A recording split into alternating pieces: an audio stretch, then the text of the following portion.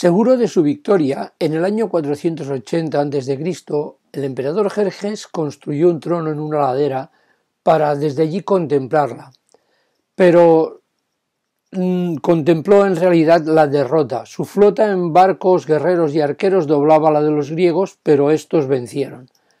Gedeón, con 300 hombres, venció al numeroso ejército madianita. O David, con una honda, abatió a un guerrero gigante, y podríamos seguir hablando de Elías, de Ezequías, de 12 hombres sencillos que cambiaron el mundo. Pero hoy vamos a hablar de una iglesia con poco poder que contribuyó a ese cambio. Gibbon, un historiador secular, un historiador que no era creyente, indica que en el año 1300 después de Cristo aún seguía vivo el testimonio de la iglesia en Filadelfia. De ella vamos a hablar y vamos a leer la carta que el Señor le envía y que la encontramos en Apocalipsis capítulo 3 versículos del 7 al 13. Y dice así el texto, lo leo en la Biblia, en la traducción de la Biblia textual. Escribe al ángel de la iglesia en Filadelfia.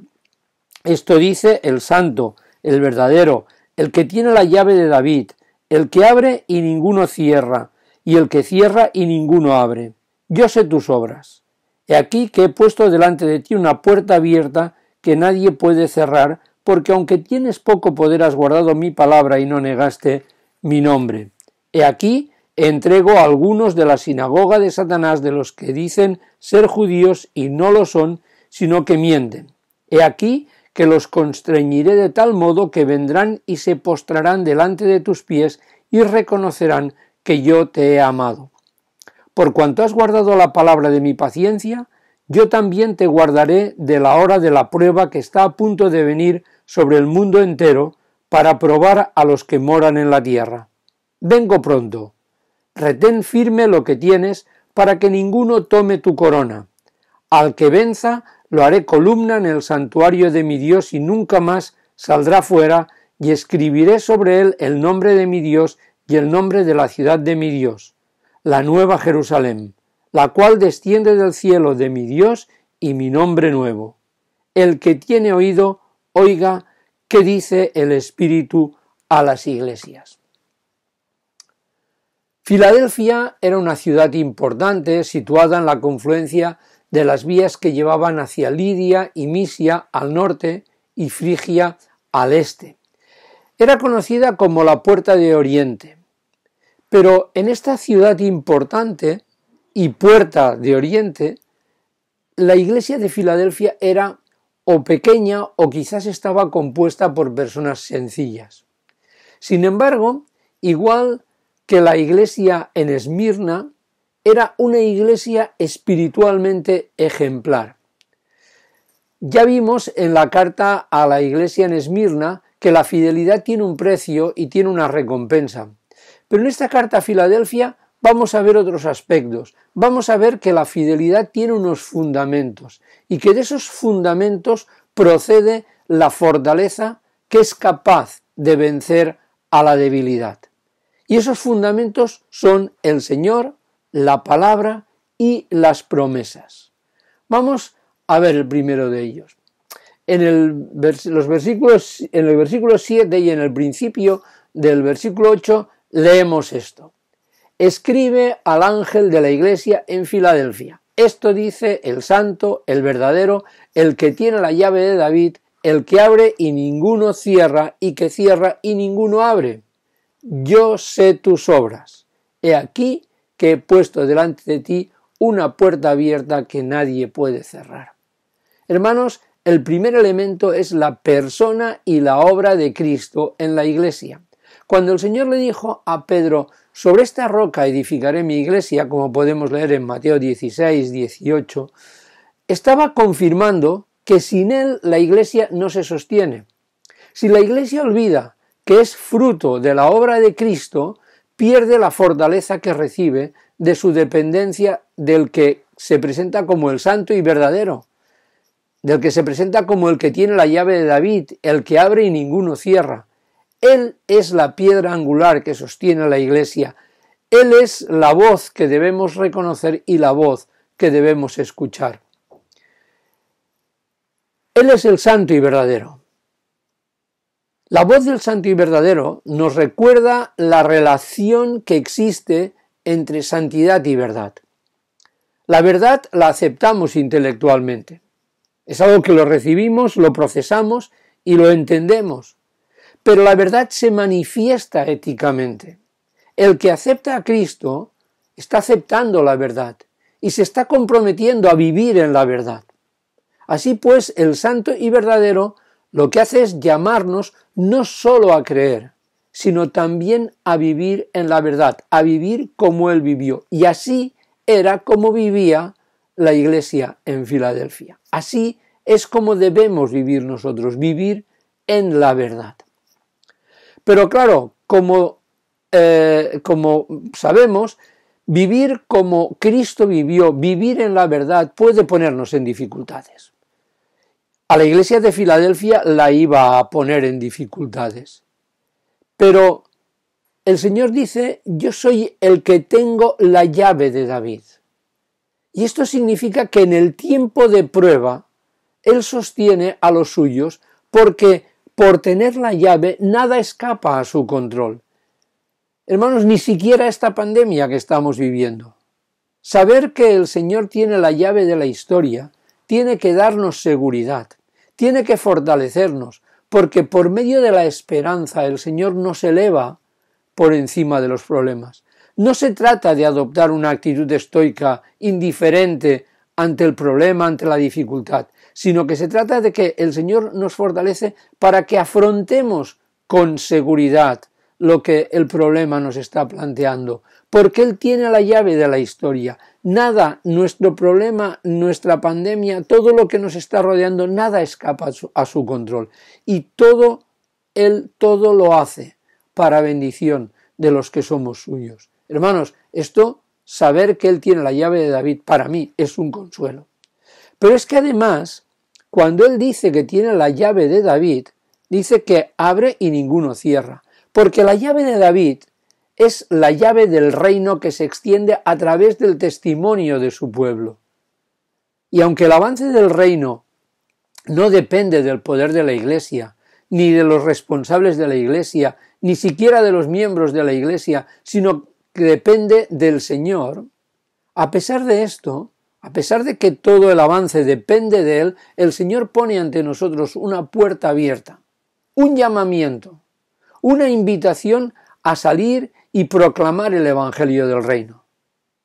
Pero esa puerta también es al mismo tiempo una puerta puesta ante los perdidos, para invitarlos a entrar, para recibir las primicias del Reino, que es la salvación. Hermanos, nuestra fortaleza como cristianos y como Iglesia dependerá de que recordemos estas tres cosas que acabamos de decir. La primera, que somos pueblo de Dios por la obra redentora del Santo y Verdadero, y esto nos compromete a creer en la verdad y a vivir de acuerdo con la verdad.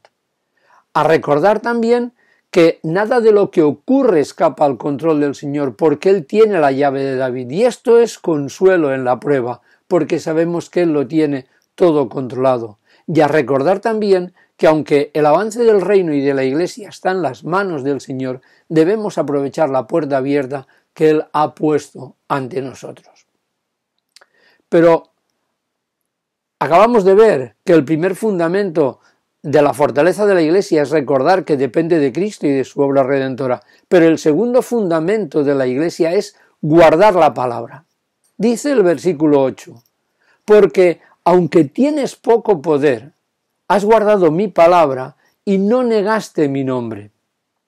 Hermanos, esta es la clave. La fortaleza de la Iglesia en Filadelfia tenía un segundo origen. Has guardado mi palabra. Guardar la palabra es la clave de la fortaleza de cristianos e iglesias espiritualmente sanas. Es cierto que creer es el primer paso, pero consolidar la fe es el segundo paso. Y en ambos pasos, creer y crecer, la palabra es fundamental. La iglesia en Filadelfia tenía poco poder, lo hemos comentado al principio, quizá era pequeña en número, o quizá era una congregación de personas sencillas, pero ni la pequeñez ni la sencillez les impidió guardar la palabra. Guardar la palabra, hermanos, implica conocerla, implica obedecerla. Y ya sabemos aquel dicho que dice que el desconocimiento de la ley no exime de su cumplimiento. Es verdad, aunque el desconocimiento de la ley no exime de su cumplimiento, es difícil obedecer lo que se desconoce. Por tanto, nuestro deber como cristianos y como Iglesia es conocerla cada día más, porque la fidelidad, ¿sabéis?, se alimenta de saber a quién servimos y sobre todo cómo debemos servirle. Y la palabra nos revela ambas cosas. Nos revela que servimos al Señor, que servimos al que tiene toda la autoridad. Y puesto que tiene toda la autoridad, le servimos ¿cómo? Obedeciendo sus mandamientos. José Grau dijo: guardar la palabra da como resultado una lealtad inquebrantable, la valiente decisión de confesar el nombre de Cristo. El mismo apóstol Juan, que escribe el Apocalipsis, dijo que quien permanece en el Señor debe andar como Él anduvo. Andar como Él anduvo es confesar su nombre. Y los hermanos de la Iglesia en Filadelfia lo confesaban cada día por medio de su vida, por medio de su conducta. Su vida y conducta eran una confesión visible de su relación con Cristo. Por eso, su debilidad no era obstáculo para presentar un poderoso testimonio de su fe, demostrando que la cuestión no es cuánto poder tenemos, sino cómo y para qué utilizamos el que tenemos. Porque, daros cuenta de una cosa, la iglesia en Filadelfia no era una iglesia que no tuviese poder, era una iglesia que tenía poco poder. Tener poco es tener.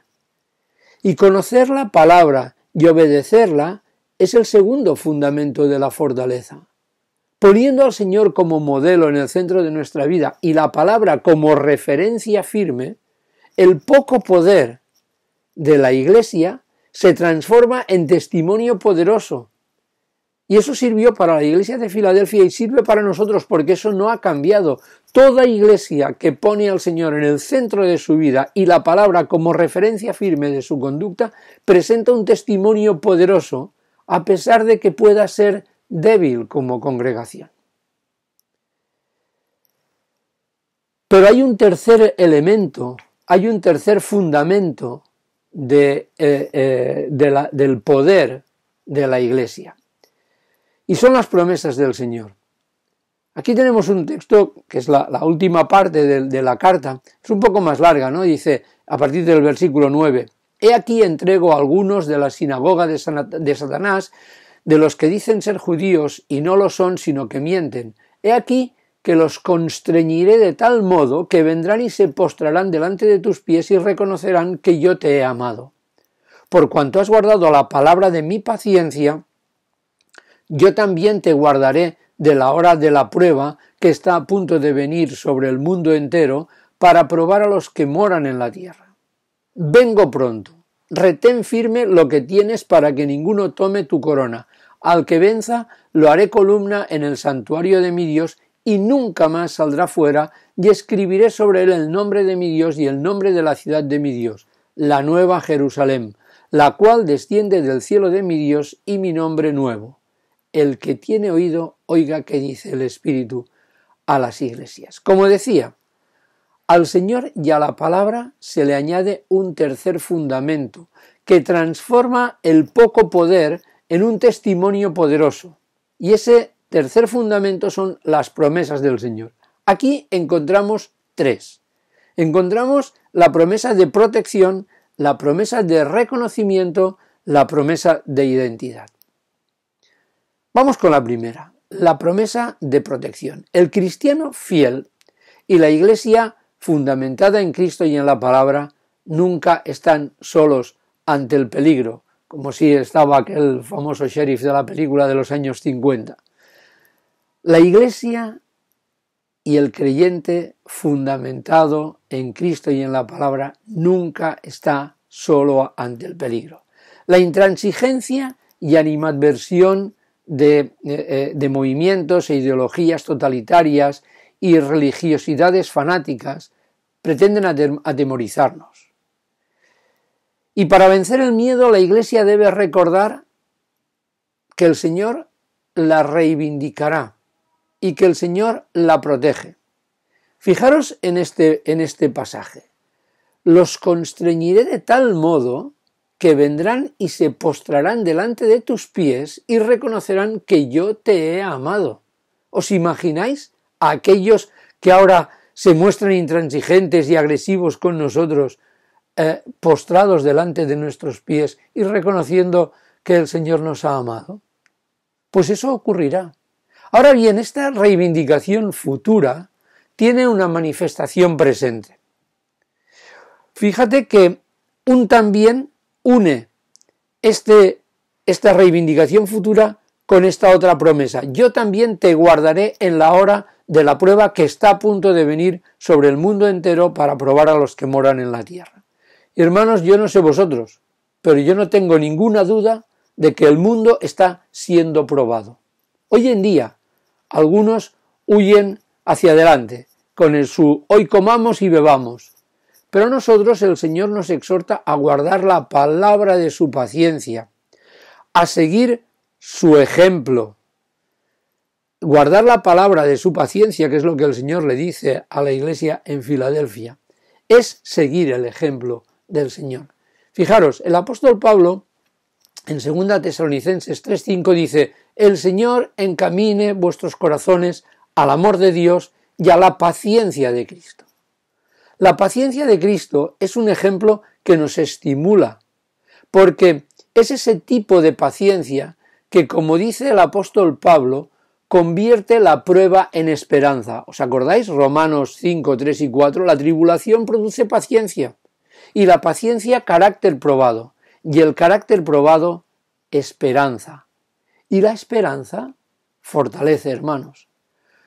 ¿Probados? Sí. ¿Protegidos? También. ¿Y cómo protegidos? ¿Cómo? Pues protegidos por la paciencia que se sobrepone a la prueba, porque sabe que el sufrimiento y el dolor es temporal y tiene un objetivo: fortalecer nuestra fe y fortalecer nuestra dependencia del Señor. Pero a la promesa de protección, a esta promesa de protección que acabamos de considerar, le sigue el galardón. Dice el versículo 11: retén firme lo que tienes para que ninguno tome tu corona, y el principio del 12: al que venza lo haré columna en el santuario de mi Dios. La corona es símbolo de reconocimiento, la columna es símbolo de solidez, y ambos son galardones a la fidelidad. Los cristianos fieles, hermanos, somos y seremos sustentadores de la presencia de Dios aquí y en la eternidad, porque la presencia de Dios solo es posible en un espacio santo, y ese espacio santo es el fruto de la fidelidad de los que han retenido su relación con el Señor, los que han retenido lo que tenían, y los que han vencido a los que pretendían destruir esa relación, pretendían arrebatarles lo que tenían. Sí, la fidelidad tiene galardón, y la esperanza de recibir ese galardón también nos fortalece en la debilidad. Hermanos, y finalmente el Señor promete una identidad gloriosa. Dice el versículo 12, la segunda parte del versículo 12: escribiré sobre él el nombre de mi Dios y el nombre de la ciudad de mi Dios, la nueva Jerusalén, la cual desciende del cielo de mi Dios, y mi nombre nuevo. Bueno, no vamos a entretenernos mucho, porque todos sabemos que en la Biblia el nombre describe el carácter de quien lo lleva. Por tanto, llevar el nombre de Cristo y el de la ciudad de Dios sobre nosotros indica que estamos absolutamente identificados con el Señor y con su reino. Indica un estado de comunión perfecta que nos confiere una identidad extraordinaria. No sé a vosotros, pero a mí esta es una promesa que me fortalece. Saber que el Señor me llevará a una situación de comunión perfecta con Él, y que pondrá su nombre sobre mí y el de su ciudad sobre mí, me confiere pues esa fortaleza que da el saber quién soy, por qué estoy aquí, a dónde voy y qué me espera en el futuro. Protección, reconocimiento e identidad. 3 promesas del Señor que nos recuerdan lo que tenemos y lo que debemos retener para ser una iglesia que, aunque tenga poco poder, pueda convertir su debilidad en un poderoso ariete del Evangelio. Para concluir, hermanos, el poder de la Iglesia no depende ni del número de miembros, ni de su capacidad económica, ni de que ocupen posiciones influyentes en la sociedad. El poder de la Iglesia depende de las 3 cuestiones fundamentales que acabamos de considerar. Primero, de la persona y la obra de Cristo. La Iglesia que se fortalece en la debilidad, recuerda que es pueblo de Dios por la gracia del Santo y verdadero, cree en la verdad, vive de acuerdo con ella, recuerda que nada escapa al control del Señor porque Él tiene la llave de David y en la prueba recibe consuelo porque sabe y confía que Él lo tiene controlado. Y la Iglesia recuerda que el avance del reino y de la Iglesia está en las manos del Señor, pero aprovecha la puerta abierta que Él ha puesto ante ella. Como decimos, en primer lugar depende de la obra de Cristo, en segundo lugar depende de guardar la palabra, creer y consolidar la fe, y en ambos pasos la palabra es fundamental, porque guardarla da como fruto una lealtad inquebrantable y da como fruto la valiente decisión de confesar el nombre de Cristo. Y en tercer y último lugar, la Iglesia depende de recordar las promesas del Señor. Esas promesas de protección, de reconocimiento y de identidad que nos recuerdan lo que tenemos y lo que debemos retener para que nadie nos quite el galardón. Dependiendo del Señor, de la palabra y de sus promesas, la Iglesia en Filadelfia fue una iglesia poderosa a pesar de su debilidad y 1300 años después de su fundación todavía mantenía activo su testimonio. Hermanos, oremos y trabajemos para que dependiendo del Señor, guardando su palabra y fortaleciéndonos en sus promesas, la Iglesia en San Joan d'Espí también sea poderosa a pesar de su debilidad. Amén.